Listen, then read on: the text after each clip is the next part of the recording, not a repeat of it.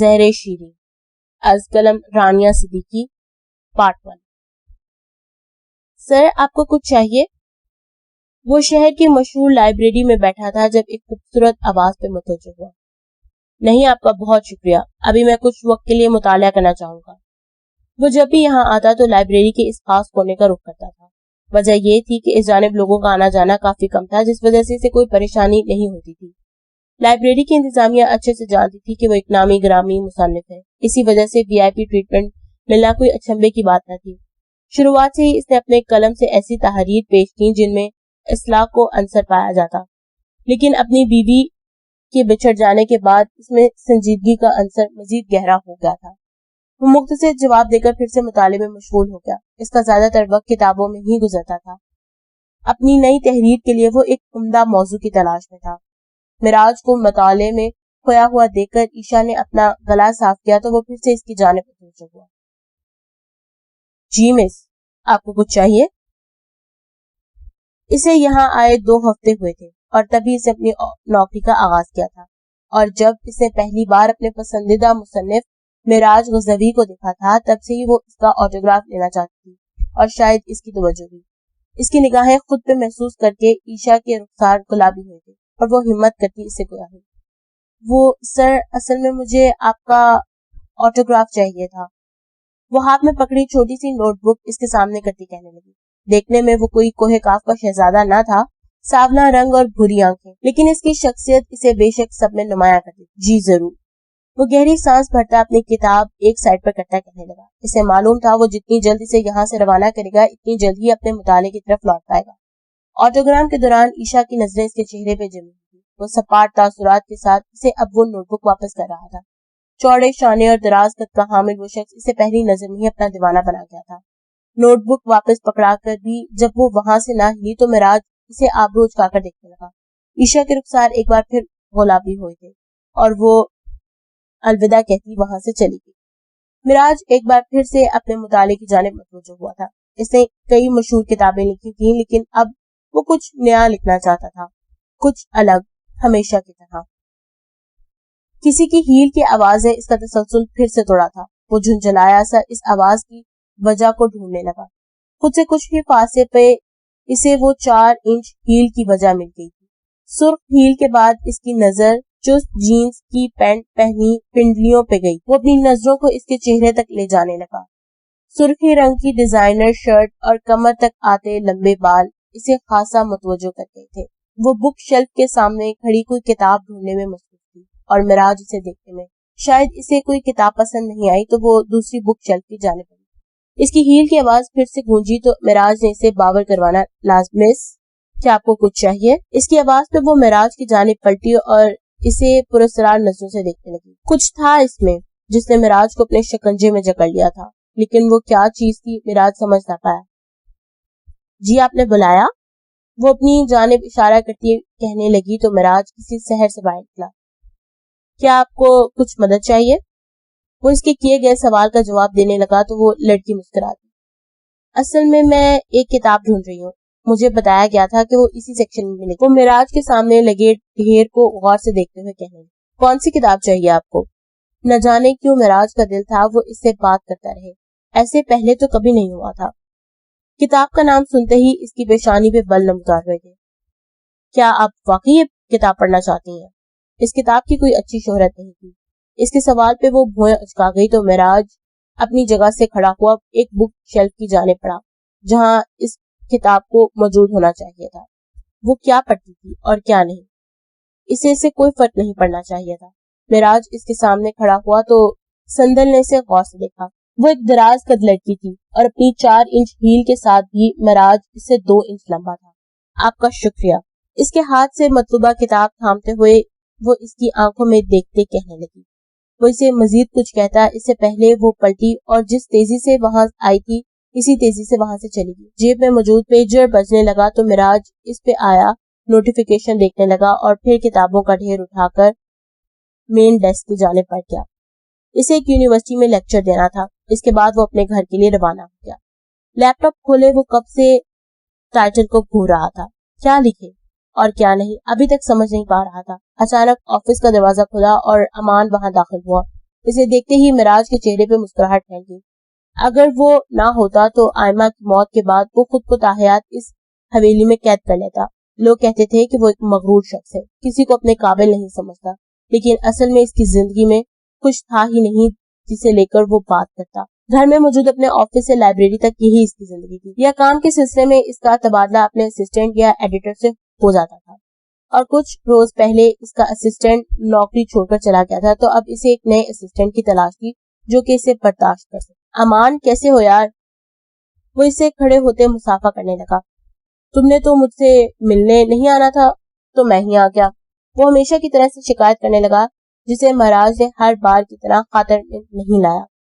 خیر, میں نے جو تمہارے اسسٹنٹ کے لیے اخبار میں اشتہار دیا تھا اس کا کوئی جواب موصول ہوا؟ ہاں, آج صبح ہی میں کئی سی وی موصول کر چکا ہوں. میں نے ان میں سے کچھ شارٹ لسٹ کیا ہے, تم بھی دیکھ لو. معراج کچھ پرنٹڈ سی وی امان کی جانب بڑھاتا ایک تاریخی کتاب کا مطالعہ کرنے لگا. وہ سی وی پکڑتا انہیں دیکھنے لگا اور پھر ایک سی وی پہ رک گیا. سندل احمد علی, عمر 26 سال, پیشہ لکھاری. نائس, تمہیں تو اسے فورن اسسٹنٹ رکھ لینا چاہیے, امان نے اپنے جگری دوست سے کہا جو اسی کتاب کے مطالعے میں مصروف. ویسے اگر یہ وہی مصنفہ ہیں جن کا کام میں نے پڑھا ہے تو تم دونوں کو بحث کرتے میں ضرور دیکھنا چاہوں گا. کہاں تم ادب اور اصلاح کے دیوانے اور کہاں وہ. معراج غزنوی نے تب سے پہلی بار نظروں کا زاویہ بدل کر اپنے دوست کو دیکھا تھا. وہ کیا؟ میرے خیال سے تمہیں اس کا کام پڑھنا چاہیے, وہ زو معنی طریقے سے کہتا سی وی اس کے سامنے ڈیسک پہ رکھتا کہنے لگا. معراج نے ایک بار پھر اس نام کو دیکھا جو بڑے بڑے حروف میں لکھا گیا تھا. اسے اپنا کوئی بھی کام یہاں مینشن نہیں کیا اور نہ ہی میں اس نام کی کسی مصنفہ سے واقف ہوں. وہ کتاب بند کرتا ہوا کہنے لگا. وہ اس لیے میرے دوست کیونکہ وہ ایک سوشل میڈیا رائٹر ہے, لیکن اس کی نئی تحریر نے کافی شہرت حاصل کی ہے جو کہ کتابی شکل میں بھی آ چکی ہے. کیا نام ہے اس کتاب کا؟ معراج کے سوال پہ امان کے چہرے پہ مسکراہٹ پھیلی تھی اور وہ ایک عجیب چمک اس کی نظروں میں دیکھ سکتا تھا. زہر شیریں. وہ بھی تیسرے شخص کا انٹرویو لے کر فارغ ہوا تھا اور ابھی تک کوئی بھی شخص اسے پسند نہ آیا تھا. ایسا نہیں تھا کہ وہ کم پڑھے لکھے تھے, لیکن وہ کام کی نوعیت سے واقف نہ تھے اور وہ اس وقت ایسی پوزیشن میں نہیں تھا کہ پہلے انہیں کام سکھائے اور پھر اس کی خدمات سے فائدہ حاصل کرے. صاحب جی, کوئی لڑکی آئی ہے انٹرویو کے لیے, اس کے ملازم نے بتایا. تو معراج نے اس لڑکی کو اندر بھیجنے کے لیے کہا اور خود کرسی کے پشت سے ٹیک لگا کر آنکھیں موند لی. ہیل کی تیز آواز پہ اس نے آنکھیں کھول کر دیکھا تو سامنے وہی لڑکی اپنی تمام تر خوبصورتی کے ساتھ واٹ اے سرپرائز وہ سر کو ہلکا سا ٹیڑھا کرتی اسے دیکھنے لگی, جبکہ معراج کی نظریں ابھی بھی اس کے چہرے کا طواف کر رہی تھی. تیکھے نین نقش والی وہ حسینہ نہ جانے خود میں ایسا کیا رکھتی تھی کہ معراج اس کی جانب کھینچنے لگا تھا. کیا آپ مجھے بیٹھنے کا نہیں کہیں گے؟ وہ چہرے پہ مسکراہٹ سجاتی کہنے لگی تو معراج اس دنیا میں واپس لوٹا تھا. Please have a seat. وہ سامنے کرسی کی جانب اشارہ کرتا کہنے لگا تو سندل ٹانگ پہ ٹانگ جمائے بیٹھ گئی. میرا نام سندل ہے اور میں نے اخبار میں اشتہار دیا تھا. ویسے کہنا پڑے گا جب ہم لائبریری میں ملے تو میں کبھی سوچ نہیں سکتی تھی کہ آپ ہی مشہور معراج غزنوی ہیں.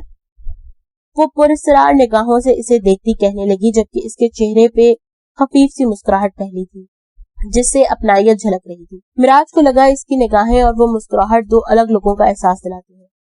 میں روایتی سوالات سے ہٹ کر صرف ایک بات جاننا چاہوں گا, آپ کو کیوں لگتا ہے کہ آپ اس نوکری کے لیے منتخب کی جائیں گی؟ وہ اس کی باتوں کو نظر انداز کرتا پیشہ ورانہ طریقے سے پوچھتا تھا. معراج کے سوال پہ وہ خفیف سا مسکرائی تھی. شاید اس لیے کیونکہ میں جانتی ہوں کہ آپ کو ایک اسسٹنٹ میں کیا چاہیے. میں خود ایک رائٹر ہوں, آپ کی طرح تو نہیں, لیکن پھر بھی آپ کی ضروریات سمجھتی ہوں. معراج ایک کونی ڈیسک پہ ٹکائے انگلیوں میں پین کو گھما رہا تھا. آپ ایک سوشل میڈیا رائٹر ہیں, لیکن آپ نے یہاں اپنا کوئی بھی پروجیکٹ مینشن نہیں کیا. وہ اس کی سی وی کی جانب اشارہ کرتے کہنے لگا. اگر مینشن کر دیتی تو مجھے یقیناً انٹرویو کے لیے بلایا نہ جاتا. وہ متبسم سا مسکراتی کہنے لگی تو معراج نے اس کے چہرے کے تاثرات کو دیکھا. آپ یہ کہنا چاہتی ہیں کہ میں خود. وہ مزید کچھ کہتا ہے اس سے پہلے سندل نے اس کی بات کاٹی. میں یہ کہنا چاہتی ہوں میں اس معاملے میں کوئی چانس نہیں لینا چاہتی تھی, اور ویسے بھی آپ کے ساتھ کام کرنا میرے لیے ذاتی طور پہ کافی فائدہ مند رہے گا. وہ ایک بار پھر سے اپنائیت سے کہنے لگی. میں آپ سے کافی کچھ سیکھ سکتی ہوں. اور یہ بھی تو ہو سکتا ہے کہ لکھنے کے معاملے میں میری سوچ بھی بدل جائے.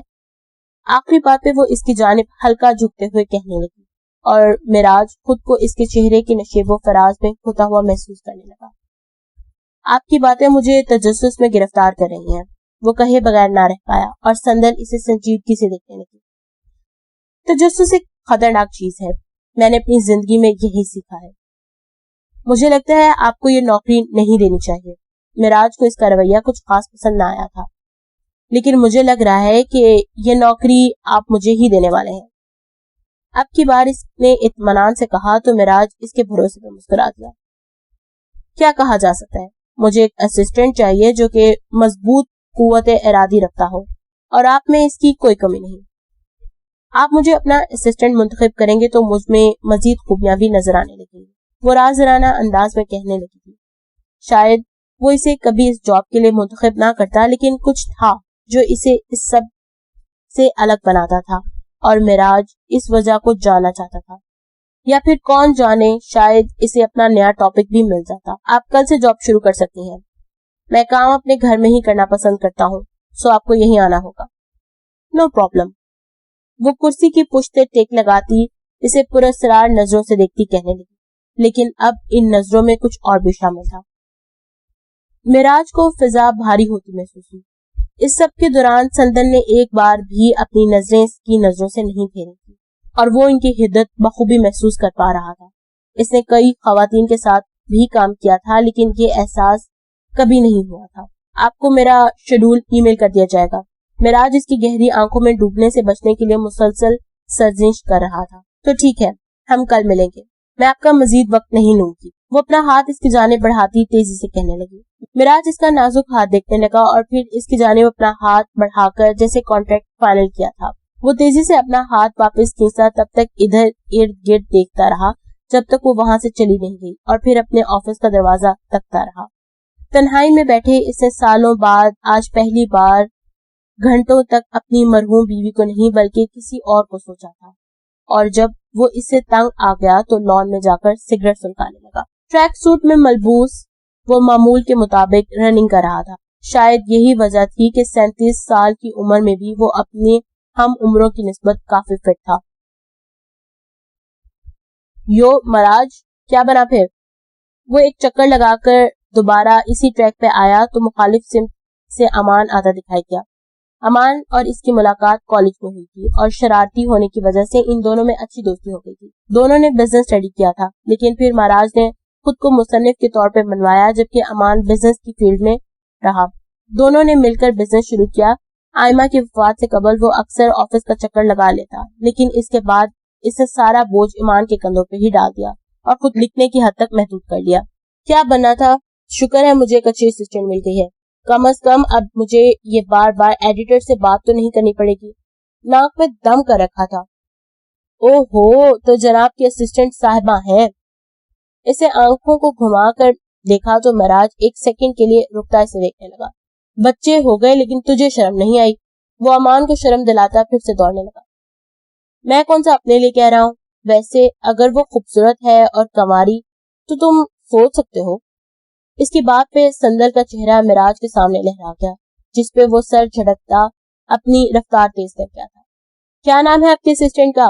امان بھی اس کی رفتار برابر کرتے ہوئے پوچھنے لگا. سندل. معراج نے پھولے ہوئے سانس سے اس کا نام ادا کیا، جس پہ امان یکدم اپنی جگہ پہ رکا. وہی سوشل میڈیا رائٹر؟ وہ بھویں اچکاتے پوچھنے لگا. ہاں وہی. میرے خیال سے وہ یہ سب بہت طریقے سے مینج کر لے گی اور اسے بھی اس فیلڈ میں سیکھنے کا اچھا موقع ملے گا.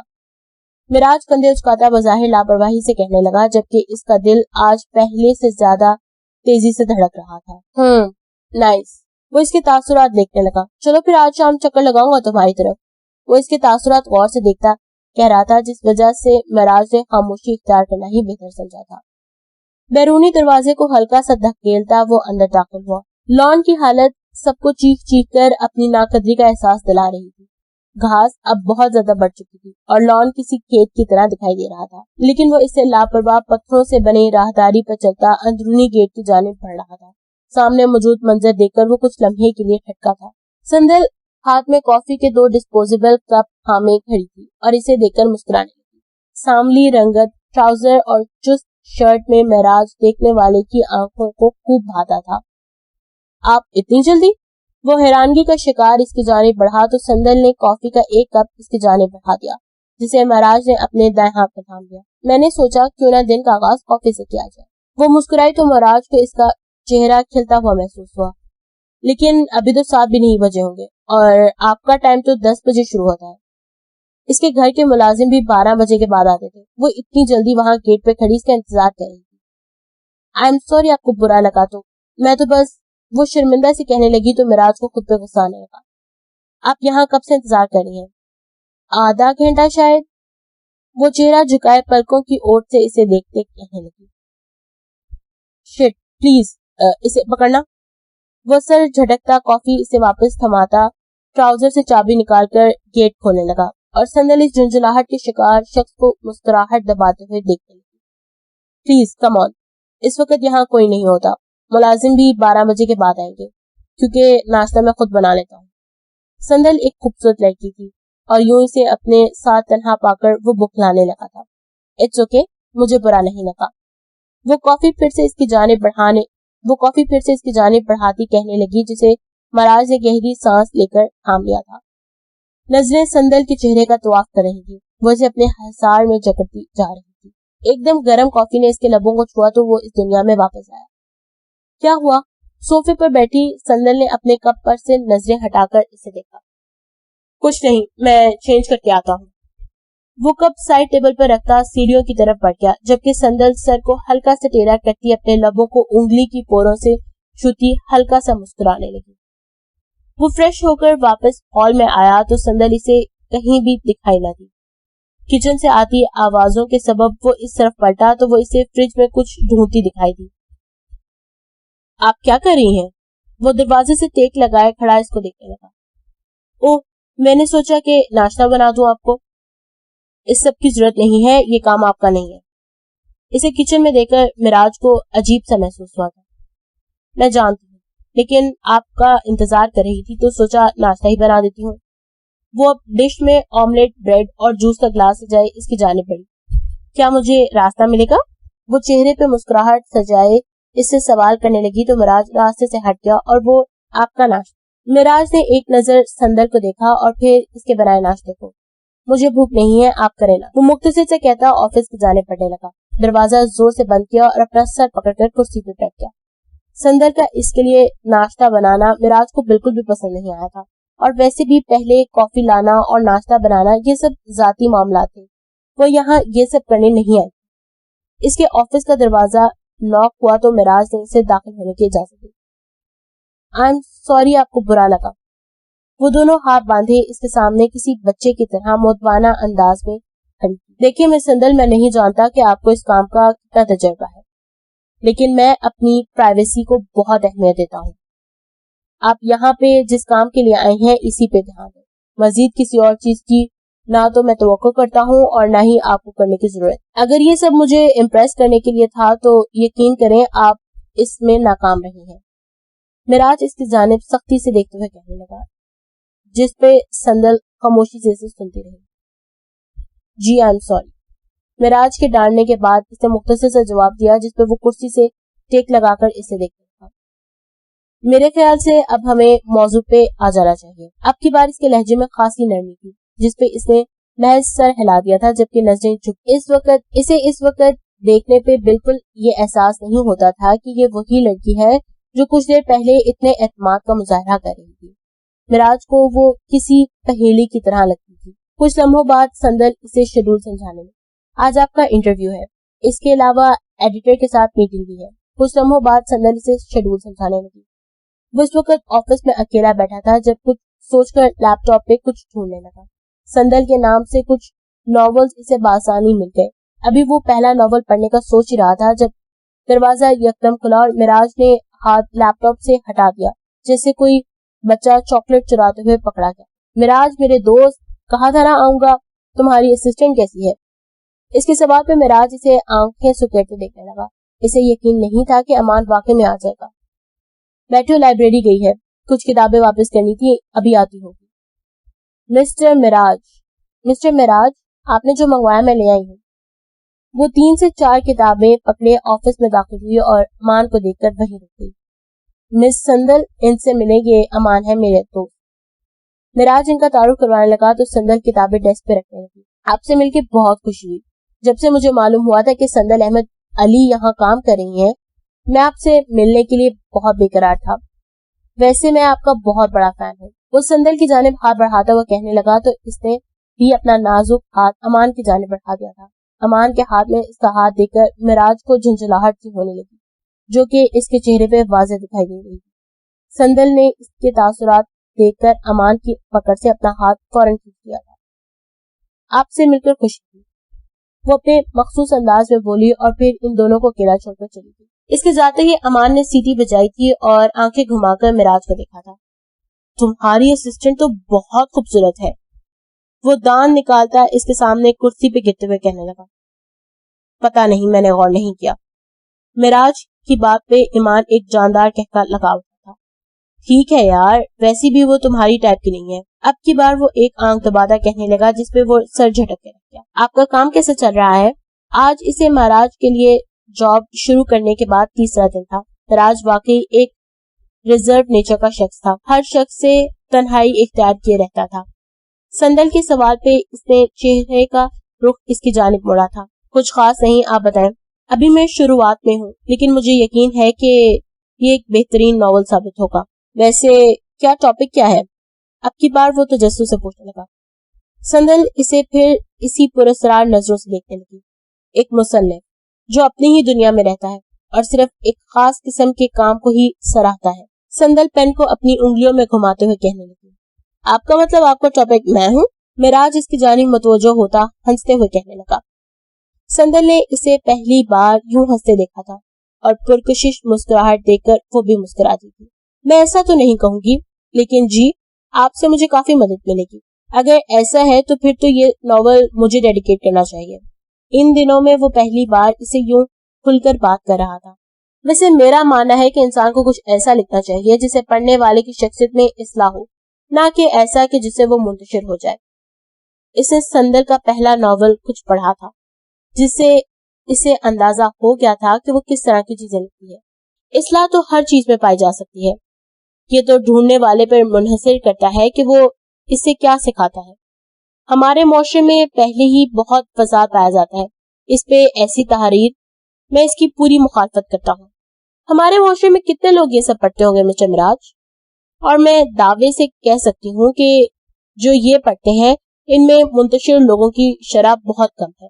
میرا ماننا ہے کہ پڑھنے سے ہماری شخصیت نہیں بنتی، ہماری شخصیت ہمارے ارد گرد ہونے والے واقعات سے بنتی ہے. انسان جو کرتا ہے وہ عمل کا رد عمل ہوتا ہے. آپ کی سوچ مختلف ہے، میں بحث نہیں کرنا چاہتا، لیکن مجھے امید ہے کہ جب تک آپ میرے لیے کام کر رہی ہیں شاید میں آپ کی سوچ بدل سکوں. وہ اسے غور سے دیکھتا ہوا کہنے لگا تو سندل بھی اسے عجیب نگاہوں سے دیکھنے لگی. وہ آج پھر لائبریری آیا تھا اور سیدھا اپنی مختص کی گئی جگہ کی جانب پر گیا تھا. عشا اس وقت کسی طالب علم کی مدد کر رہی تھی.